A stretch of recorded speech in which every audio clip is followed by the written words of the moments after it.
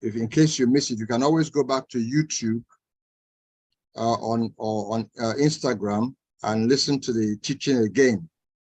So I want to make sure it's always properly recorded so that people can go back and listen to what we said. I'm blessed. Yes, it's on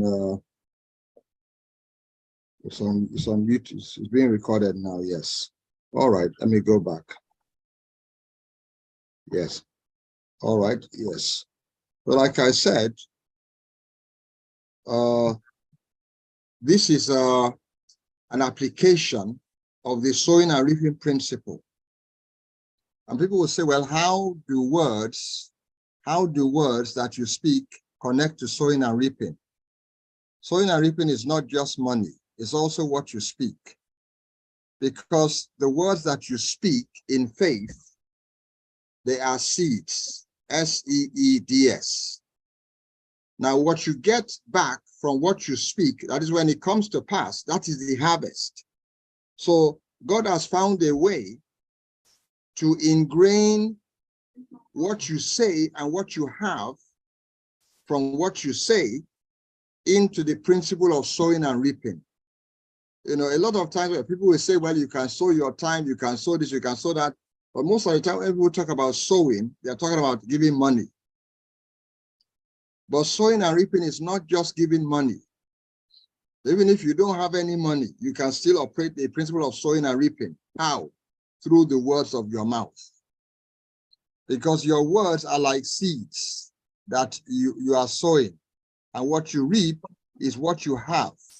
So it's a very, very powerful dimension. This is what you call wisdom. Because, well, some people have taught on sowing and reaping in relation to words, but not too many have taught it because they've not seen it. They've not seen it. But I saw it some years back. It's very comforting that even if you don't have any money in your pocket, you can still operate the sowing and reaping principle by what you speak. You know, and I think that's a very powerful thing. That's a very, very powerful thing. I mean, I'm trying to record it again on. Let me see. Yes. Yes, okay, yes. So it's a very, very powerful thing. It's a very, very powerful thing. So let's look at Mark 11:23. And these are very, very important principles. Very, very important because they shape our lives. Anything that is going to shape your life, you need to understand it thoroughly. And it's not only shaping the lives of those of us who know about the principle. It is shaping the lives of those who don't really know about the principle because they still speak words. You know, there are times when people sow negative seed without knowing it, but because these laws are there. These are, and I like how Sister Judith says it, these are immutabilities of God's counsel. When anybody is born into the earth, they come under these laws, whether they are believers or not. It didn't only say that these laws only apply to believers. These laws apply to people that are not believers in Christ. As long as they are human beings, it applies to them because it was God that created the earth. Genesis 1:1, in the beginning, God created the heaven and the earth. All right, so he is the one that sets the laws in motion that govern any human being that comes into this earth. He is the one that has set laws in motion that govern those in the spirit realm. You know, it's a very powerful thing that he has done. This is where you begin to see the depth of the Father's wisdom. This is where you begin to see it. You know, it's okay to say God is all wise, but people don't have an insight into this all wise that they talk about. Say, well, God has infinite wisdom. It's just head knowledge. But when you begin to delve into his word and you begin to get wisdom in that word, you begin to see like God's wisdom starts opening up to you. and you begin to realize the depth, the gravity of what he has done. It's a very, and these things help to, I would say, bring the fear of God, because it's a very, very powerful thing that the Father has done. It's a very, very powerful thing. It's a very, very powerful thing that he has done. And his word lets us know about it. So let's go back to Mark 11:23. And I want to bring out this principle more clearly of sowing and reaping through what you say. And then also highlight again the principle that you can bless yourself. Because, you know, in growing up, you know what it's like when we were surrounded by people that basically cursed us. It could be an uncle, it could be an auntie that we were living with. It could be a spouse that was abusive and just opening their mouths and cursing us, you know, for no just cause. And that caused some other hurts and pains, you know. But when you realize that you can reverse the situation, you can reverse the situation with God's wisdom by blessing yourself, blessing your spouse, blessing your children, and blessing those that, you know, maybe are under, even blessing your workers, you know, because you understand this application of this very profound principle. Now notice God blessed his own creation. He was the one that created man. He blessed the man. He blessed the animals, the fish of the sea. He blessed them, said they should fill the waters and multiply. He started blessing his own creation. And whatever you see God doing to me is wisdom. You simply follow his in his footsteps. You know, there's a scripture that says we should imitate God. And I think I'll get that for you. I think I better take you to that. That's Ephesians chapter 5. Let me take you to that before we go to Mark 11. Yeah, don't forget it. It says, be imitators of God. Okay, well, here it says, verse 1, Ephesians chapter 5, verse 1 says, be ye therefore followers of God as dear children. But I think in other references, it says, be imitators of God. To imitate means just to copy them, to mimic them. If you are following somebody and he has a way he's shouting, you shout like him. He has a way he laughs, you laugh like him. He has a way he talks, you mimic the way he talks. So it says, be imitators or followers of God. So the way the Father was blessing his creation is something that we can imitate. It's a very, very powerful thing, you know. And it's good to follow good examples. And who has the best? It's always God that has the best examples, you know. So let's now, having said that, let me take you now to Mark 11:23. And let me say this. I meditate on Mark 11:23 every now and then, because there's still more wisdom to get. The fact that maybe God gave you some wisdom does not mean he gave you all the wisdom of that verse. As you spend time meditating the word, you're going to dig out more wisdom.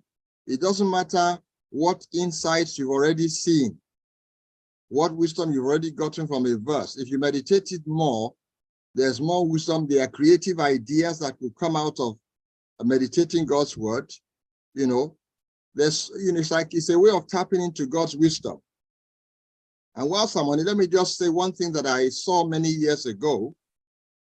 I saw that, you know, when God was telling Joshua in Joshua chapter 1, verse 8, he told him, said, this book of the law shall not depart out of thy mouth, but thou shalt meditate therein day and night, that thou mayest observe to do according to all that is written therein, for then thou shalt make thy way prosperous, and then thou shalt have good success. But we need to bear in mind that in Numbers chapter 27, around the 18th verse, God had instructed Moses, who was then leading the children of Israel, to lay his hands on Joshua, that some of Moses' grace may rest upon Joshua, because he was going to take over the leadership of the Israelites. But in Deuteronomy chapter 34, verse 9, it says, Joshua the son of Nun was full of the spirit of wisdom because Moses had laid his hands on him. So the point here is that even though Joshua was full of wisdom, by the time he took over, because of what Moses had done, God still goes ahead to tell Moses, he still goes ahead to tell Joshua to meditate his word. And that really touched me because Joshua was already full of the spirit of wisdom. But God still tells him in Joshua 1:8, after Moses was dead, that meditate my word, that you may observe to do according to all that is written therein. And then the Lord adds, for then you will make your way prosperous. And then you'll have good success. So the question is God telling us that with the wisdom he had already given Joshua, before Joshua starts to meditate the word, that one was not enough to make Joshua's way prosperous? Well, one can ask questions there.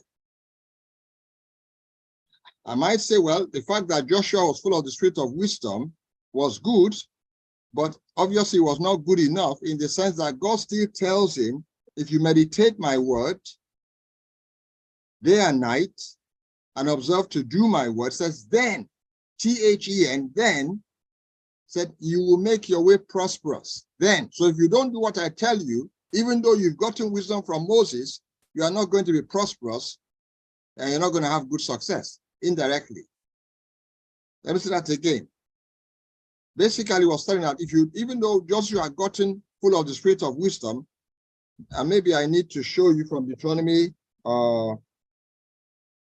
chapter 34. Let me take you to Deuteronomy chapter 30. Let me show you what I mean.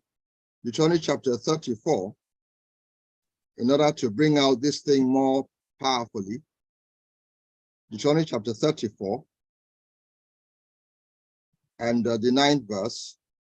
And it says, and Joshua the son of Nun was full, F-U-L-L, of the spirit of wisdom, for Moses had laid his hands upon him. And the children of Israel hearkened unto him and did as the Lord commanded Moses.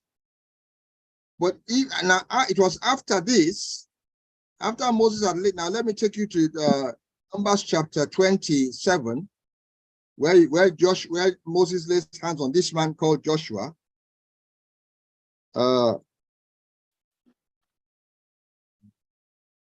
Numbers chapter 27, and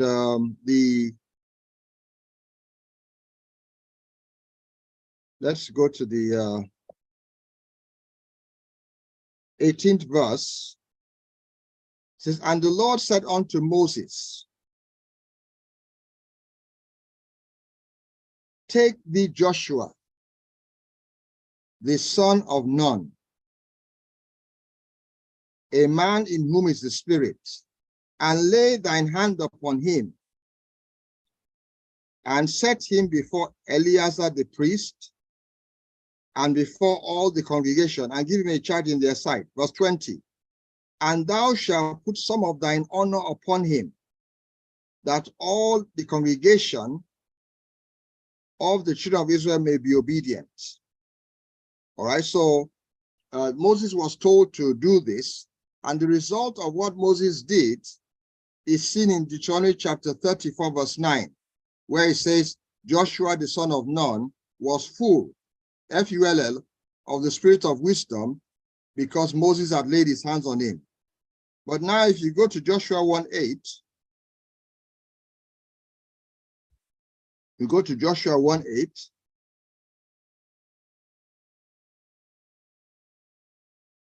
it says, this book of the law shall not depart out of thy mouth, but thou shalt meditate therein day and night, that thou mayest observe to do according to all that is written therein. For then thou shalt make thy way prosperous, and then thou shalt have good success. So Look at the last part of the verse. For then thou shalt make thy way prosperous, and then thou shalt have good success. So does it mean, like I said, that when Joshua was full of the spirit of wisdom, after Moses had laid his hands on him, that was not good enough? Well, why is God telling him to meditate his word in addition to receiving the spirit of wisdom? So it must be important. It must have been important. You know, it must have been important to meditate on the word. So like I'm saying that you can, because it tells you you make your way prosperous. Now Joshua made some mistakes because number one, he listened to the Gibeonites. The Gibeonites were a nation that he was supposed to destroy. But those ones played games. They played some very crafty games on Joshua. And because Joshua did not apply wisdom there, he bought their game. You say, well, what is the game that they played? Now, they put sackcloth upon their bodies. They carried food bags that were very moldy. They carried water bags that were very similar. So when they met Joshua's people, they said, look, we are coming from a very far place, from a very, very far place. That this bread we took that was fresh when we left the country we are coming from was fresh, but over the course of the journey became stale and moldy. Now Joshua should have asked God before he made an agreement with these people, but he did not bother to ask God. Neither he nor his leaders. They just agreed with these Gibeonites, only to find out later that the Gibeonites had deceived them, that they were not far from where Joshua is. So, but because Joshua had sworn to them, he couldn't destroy them any further. I think I need to take you there so that you will get what happened. So this is where we can see that Joshua did not use wisdom in some areas of leadership when he took over the leadership of Moses. Because to me, it was a very costly mistake. It was a very costly mistake that Joshua made. And because of that mistake now, the Gibeonites became part of Israel. And to make the matters worse, the army of Israel that was supposed to have destroyed the Gibeonites was now fighting for them against other enemy nations that came to attack because of Joshua's mistake. So you can see the importance of meditating on and getting wisdom and prosperity. But let's go to Joshua. Let me take you to Joshua chapter 9. Joshua chapter 9. Let me take you to Joshua chapter 9. And this seems to be a little bit exciting, but you know, we learn from what we see. We learn from what we see, and you know, we would endeavor not to make the same mistakes that we see being made by certain Bible characters. And you see, even David himself made some mistakes when they were to carry the Ark of the Covenant, I think from the Philistines, and they did not follow the pattern that God had given them. And one of David's men, he was not supposed to touch the Ark, but he touched the Ark, and he was killed because he was not a Levite. You know, as they were dancing along the way, you know, everybody was excited. The Ark was being carried in a cart. The Ark was unsteady. Then Uzzah was not supposed, he was not a Levite, you know, tried to steady it out of good faith, and he was struck because he was not anointed to touch that Ark, and the father did not accept that from them. So David made some mistakes too. But let's look at Joshua first. Joshua chapter 9. And let me begin to read from and see where Joshua made a costly mistake. So you can see the importance of what the father was telling him. I'll read from verse 6. Oh, no, I think I better back up.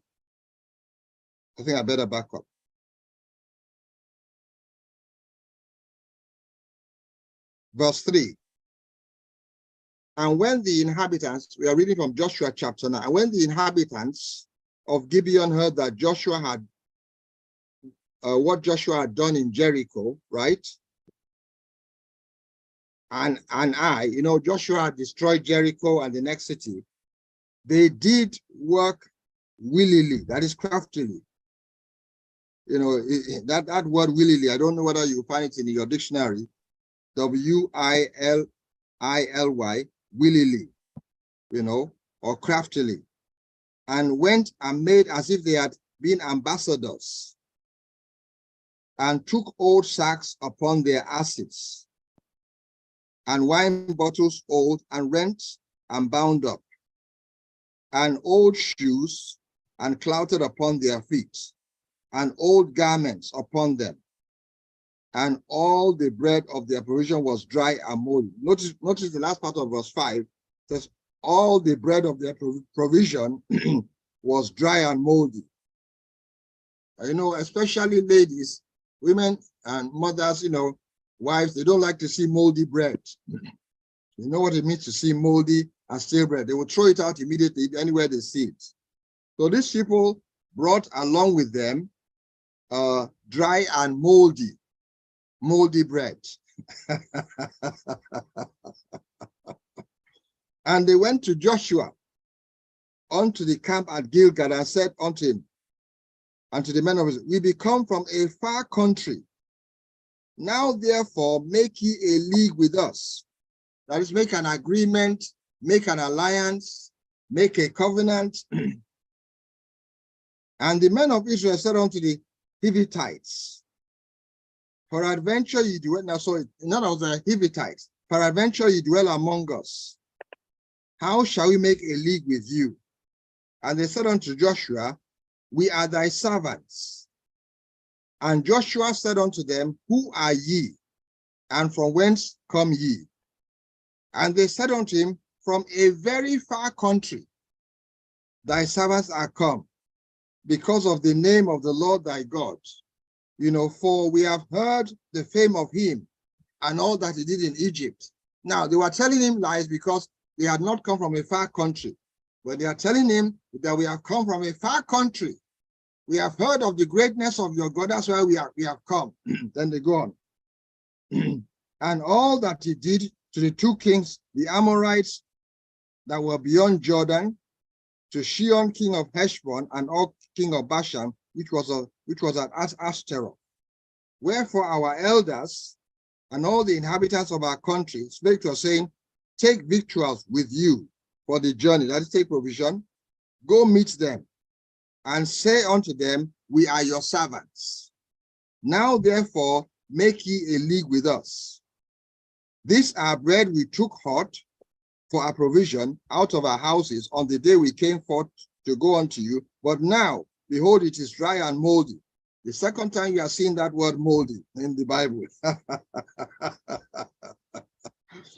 And these bottles of wine, which we filled, were new, and behold, they be rent. That is, they are now rough, they can't be used properly. These are garments, and our shoes are become old by reason of the very long journey. And the men took of their victuals and asked not, this, did you see, now this is where Joshua makes his mistake. And the men took of their victuals. But you see, there's a question here. Which victuals did these men take? Because they've just finished telling us about moldy bread, about wine bottles that are not, old now, that can't really be used. And here it says, the men took of their victuals and asked not counsel at the mouth of the Lord. Now, this is where Joshua made his mistake. He did not bother to ask God for direction. He did not bother. He should have, he didn't know these people from Adam. He's asking them, who are you and where have you come from? They said, we have come from a very far country. They were telling him lies. But we heard of the greatness of the name of your God. We heard what you did to the two famous kings, Sihon, king of Og, and king of Heshbon, and to Og, king of Bashan. These were two famous kings. We heard what he did to these kings. So our people told us to come and meet you. Everything we took with us for the journey was fresh, but now it's moldy, it's dry because of the distance from where we are coming from, and they were telling him lies. Now, Joshua at that point could have said, well, look, give me some time, about a day or two, let me go and ask our God about how to handle this, whether to make an agreement with you, but he never did so. He never did so. And, you know, there's an application here, especially mothers that have daughters who want to get married. You know, whenever they meet, maybe their proposed spouse, they should go and ask God for counsel about whether to go ahead and marry that person. And this is not something that many people do. They meet somebody, and before you know it, they want to go to the altar to get married. They've not bothered to ask God whether it's the right man that they are taking to the altar. Because maybe the man looks handsome. Notice, you know, these people were presenting bread that you and I could see. They were presenting their old clothes, their old shoes. So it looked like their story was true, not knowing that the story was deceitful. It was a similar thing that Jacob's children did to him when they told him that Joseph was killed by a beast. You know, they brought Joseph's coat of many colors. They took animal's blood, soiled the garments, that's Joseph's garment, with animal blood. They took the garment to the fire and said, we found this garment in the field. We don't know who it is. Look at whose garment is this? He recognized that it was that of Joseph. And, you know, he himself thought that Joseph had been killed by a beast. That he must have been killed. This is his garment. And he was seeing it like, but he didn't know that they framed that thing and deceived him. So that's why, you know, another thing we also learn is not to quickly just go by what you see, what your eyes see. It was the same mistake Eve made. You know, when Satan took Eve to the tree of the knowledge of good and evil, the tree that the father said they should not touch, and the tree looked pleasant, it looked appealing, it looked attractive, and Eve was deceived by what she saw and ate of the tree. It's a similar thing we are seeing here. The same mistake that Joshua is making here. Let's go on. All right. Okay. Verse 14. And the men took their victuals and asked not counsel at the mouth of the Lord. And Joshua made peace with them. That's verse 15. And made a league with them to let them live. And the princes of the congregation, to add pepper to salt, says they swear unto them. So Joshua did not bother to consult God. He went ahead and made an agreement. Then even his cabinet, they swore to these Hivites. Verse 16, now come and see the damage. And verse 6, and it came to pass at the end of 3 days, just 3 days after they had done this, they had made a league with them, that they heard that they were their neighbors. Let me read that verse again. And it came to pass at the end of 3 days, after they had made a league, that is an agreement, a covenant, an alliance with them, that they heard that they were their neighbors. So the same people that said we are coming from a far country were their neighbors, and that they dwelt among them. Verse 17. And the children of Israel journeyed and came unto their cities of the third day. So they came to the cities of these same people that deceived them the third day. Now their cities were Gibeon, Chephirah, Beeroth, and Kirjath-jearim. Verse 18, and the children of Israel smote them not. They were supposed to have killed these people because the princes of the congregation had sworn unto them by the Lord. This is the damage. They are sworn by the name of God, so they couldn't go back on what they swore now.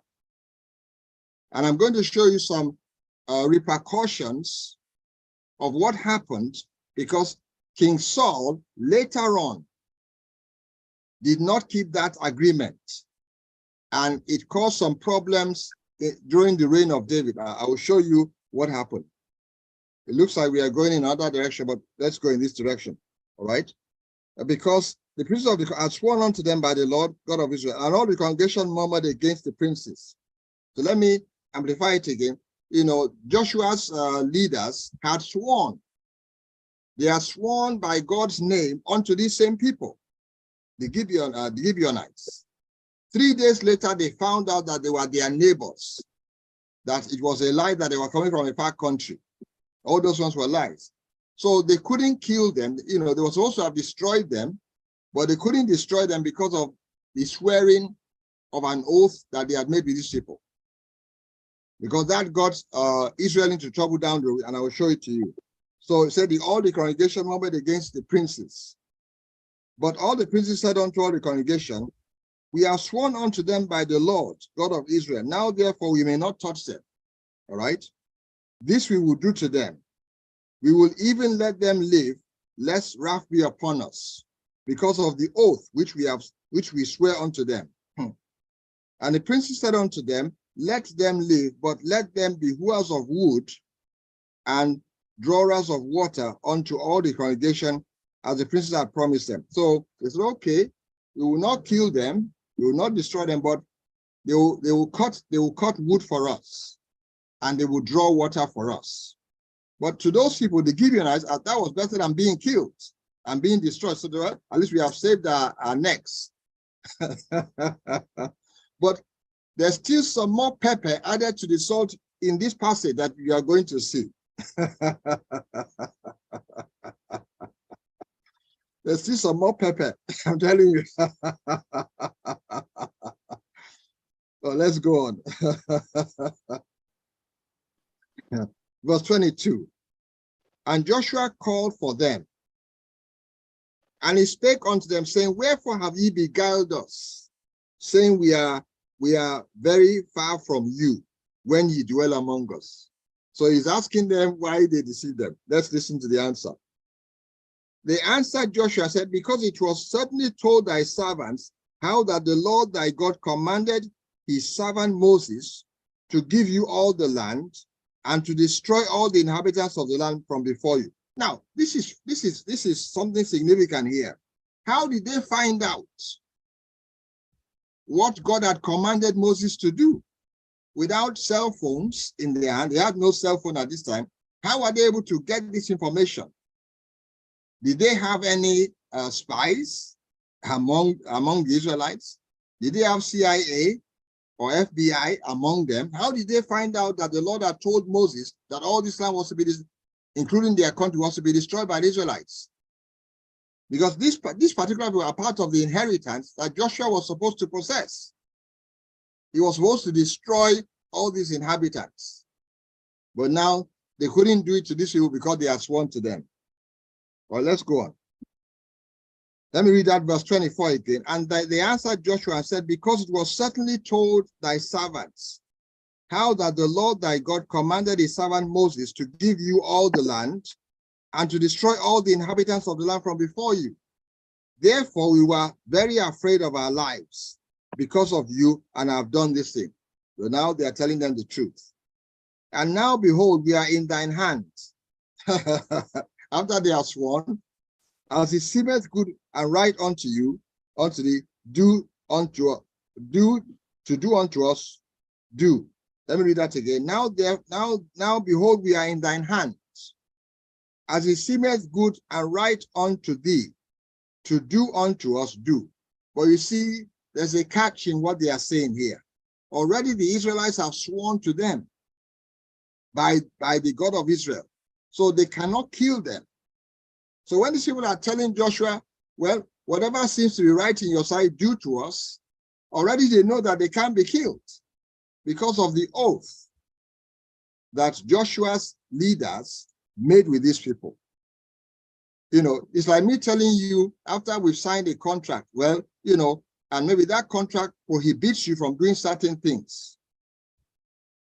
You know, it's like maybe, let me just use this. Maybe you rent out a house to a tenant, right? Then he tells you that, well, I'm in very, very much debt, or he gives you some reason why he cannot pay you immediately. Then you say, okay, that's not a problem. You know, I'll give you 6 months to stay in my property. You won't need to pay a dime because of your situation. And you sign the contract, which includes he can live in that house for 6 months without payment. Then later on, you come and find out that his story is false. When he was telling you he was owing everybody, owing American Bank of America, owing Chase Bank, owing this, owing that, you know, that he was telling you lies. Then he says, okay, I told you lies because of X, Y, Z, but whatever seems right in your sight, do. But there's a limit to what you can do, because you already signed a contract with him to live in that house for 6 months without paying you one dime. And if you now say he must pay, he can use that contract to take you to court and win the case. And he's telling you, do whatever seems right.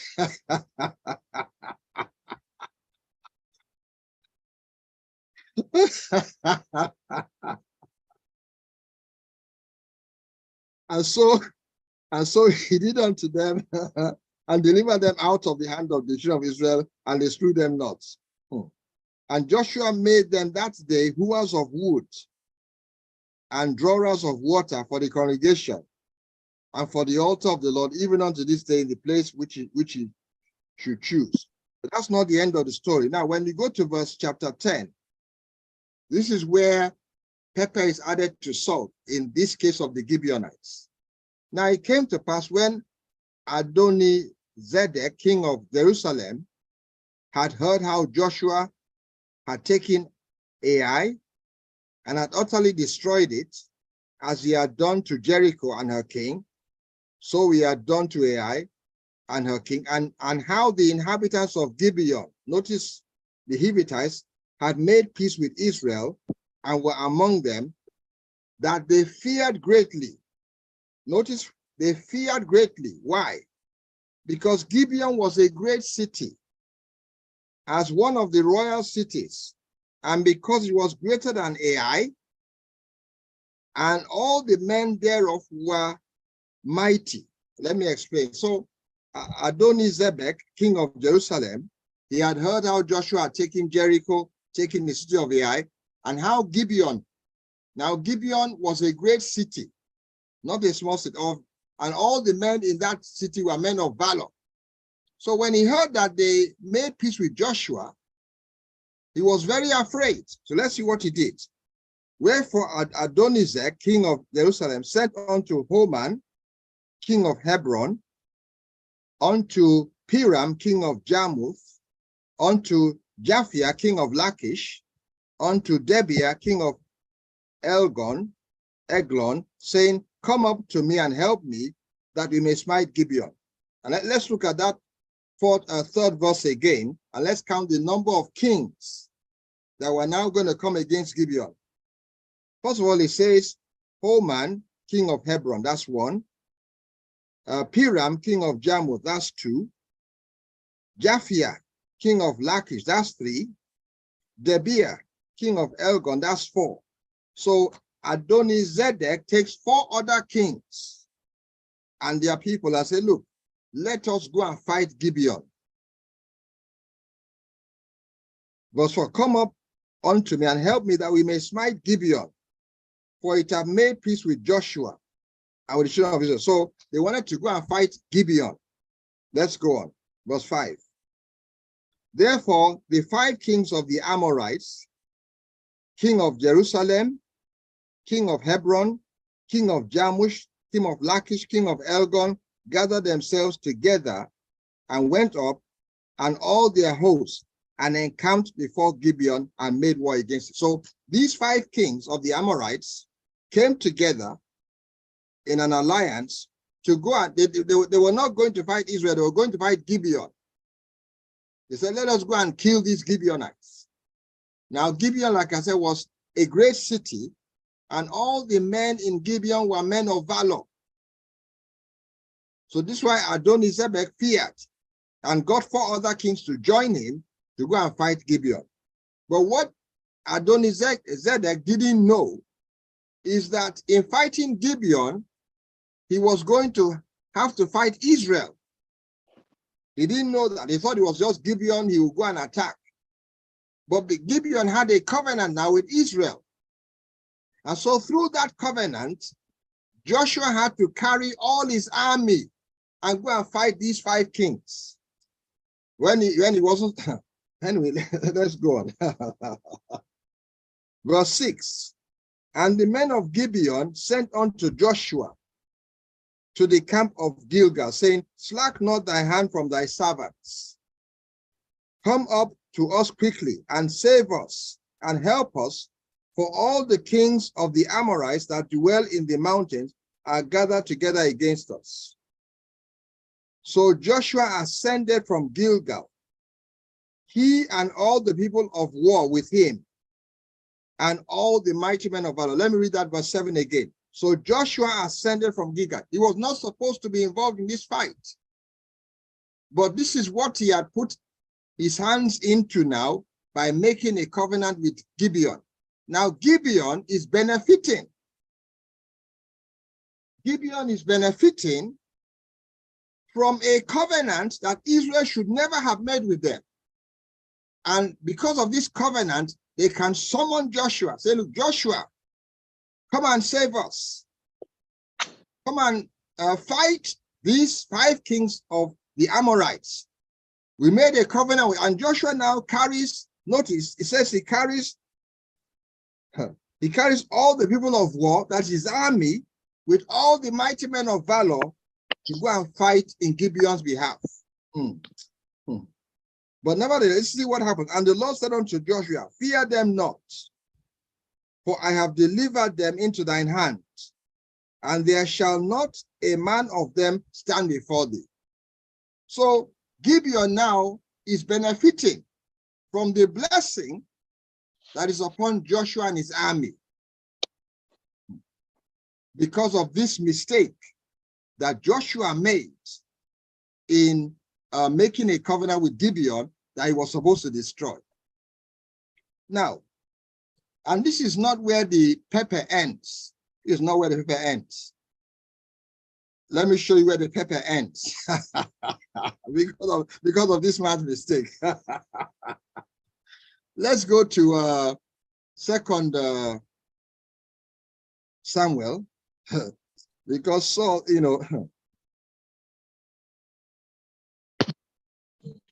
because Saul did not keep the covenant when he was now 2 Samuel chapter 21 verse 1. It says, then there was a famine in the days of David. By this time David is now king.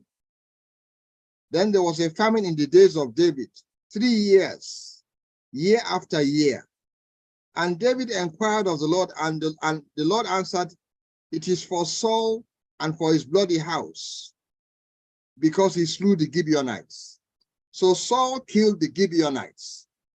He did not respect the covenant that his predecessor, Joshua, had made.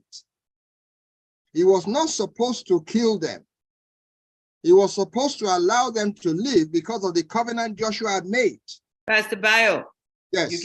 What's chapter, 2 Samuel chapter 21, what verse? I'm reading from verse 1 now. Okay, all right, good. And the king called the Gibeonites and said unto them, now the Gibeonites were not of the children of Israel, but of the remnant of the Amorites. And the children of Israel have sworn unto them. Can you see this swearing thing coming up again? They have sworn unto them, and Saul sought to slay them in his zeal for the children of Israel and Judah. So Saul was just overzealous and slew these people, not recognizing that they had a covenant. And so he killed them. I don't know whether it was all of them, but because he now killed them, there was a famine on the land of Israel. There was a famine. And it had to be, David had to atone, he had to atone, he had to appease the wrath that came as a result of Saul killing his people. And let's see what David does. Wherefore David said unto the Gibeonites, what shall I do for you? And wherewith shall I make the atonement, that you may bless the inheritance of the Lord? And the Gibeonites said unto him, we will have no silver nor gold of Saul, nor of his house.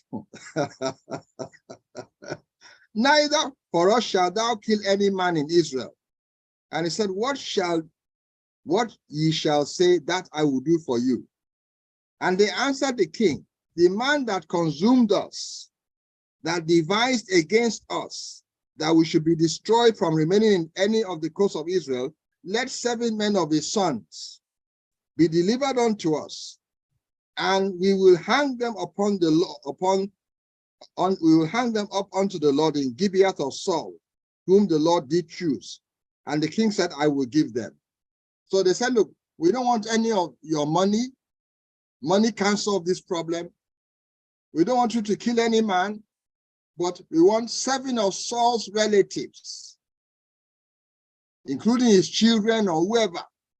We will hang those ones and will be appeased.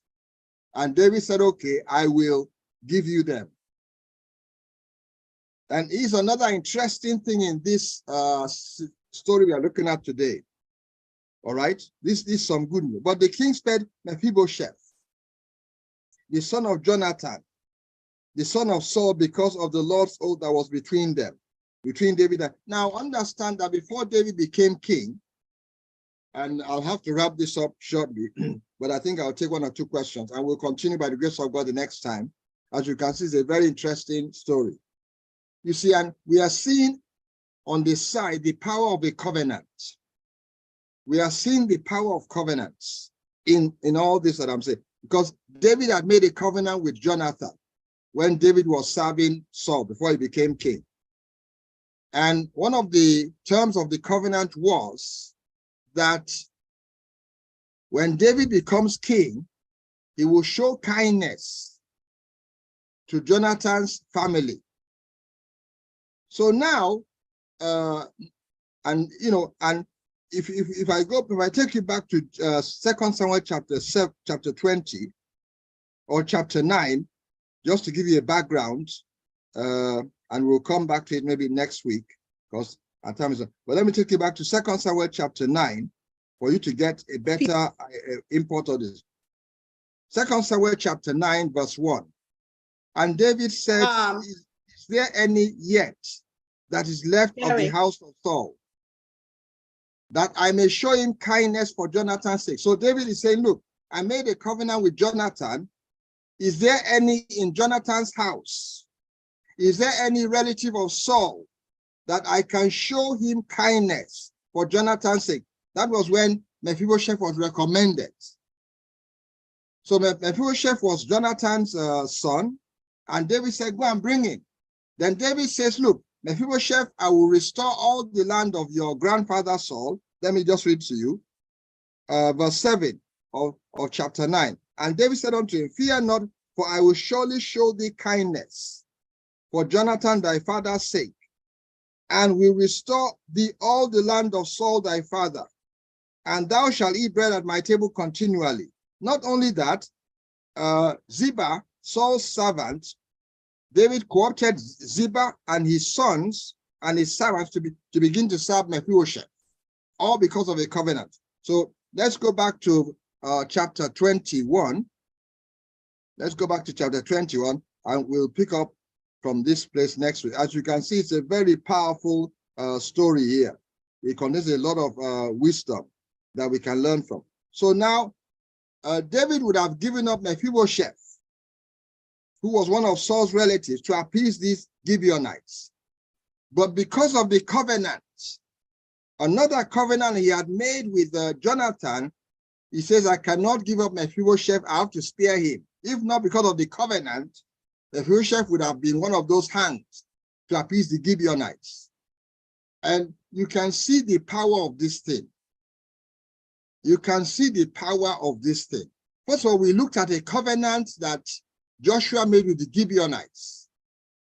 And because of that covenant, when 5 kings of the Amorites came to attack Gibeon, they called on Joshua and his army.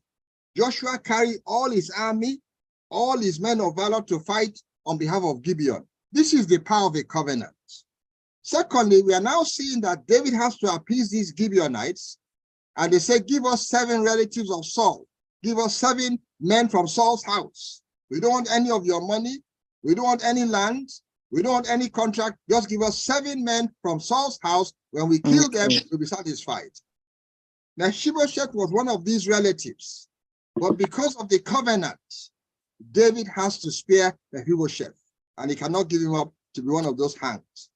So you are seeing the power of this thing called a covenant, even though that was not what we set out to do, but it's coming in through these stories. And you keep on seeing the word oath. You keep on seeing the fact that they swore to these things, even though it was not between God and man, it was between man and man, between Israel and the Gibeonites, between David and Saul. It held water. It held a lot of water. It could not just be violated like that. And then you will recall that Herod, in the Bible, when Herodias' daughter danced before him, he swore to an oath that he would give her anything she wanted unto the half of his kingdom. He swore an oath. Now, when she now asked the head of John the Baptist, again, he could not deny the lady. He didn't want to give up John the Baptist to be killed, but well, he has sworn an oath on his birthday, and he had to honor that oath. Keep your TVs on mute. So you can see the power. You can see the power. You can see some powerful things in what you can hear it from here, though, right? It's loud enough, right? All right, so you can hear. I will pause here and maybe take 1 or 2 questions before we go into the next segment with the other people. So I'll have to stop here, but by the grace of God, we pick up this next time and look more, because there are some very powerful things we are seeing here, which can be a blessing to your life. Pastor Bio, this is very interesting. You held my attention the whole time. This is very, very interesting. The reason why it is so interesting to see how, when you don't consult God, when you don't get direction from God, and you think you're doing a good thing, but at the same time, it was not a wise thing for Joshua. He thought he was doing a good thing because people fooled him, but he didn't know he was fooled. But because he did not ask God's direction, he was beguiled by them. And I looked at my own life in the past. A lot of times I thought I was doing something good, but when I look back, I didn't consult God. I didn't pray about it, and it turned out to be something that was not. It didn't result in that